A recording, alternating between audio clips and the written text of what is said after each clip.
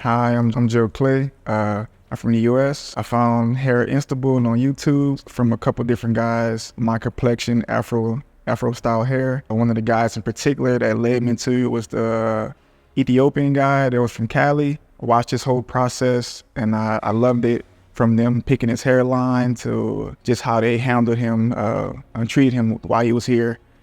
So I got a lot of us African Americans like this hairline because we like, our hair being lined up. It just goes with how we are, because when you got a fresh lineup, it makes you feel good. Women, they want to mess with you, all that. So it's a lot of things that went into me just picking this hairline, and it was my natural hairline, because when I go to the barber, I get it lined up. That's what they give me. So I kind of just wanted it to be back to where it was. I started probably receding on the edges when I was maybe early teens, on my edges on the outside.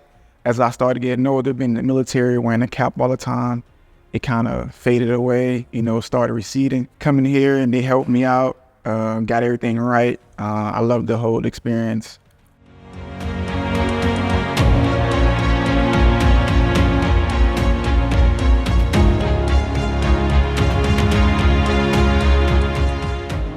So my procedure, it wasn't painful. I think it, in comparison to a tattoo, like when you first put the needle on your skin, it's kind of like more so a pinch.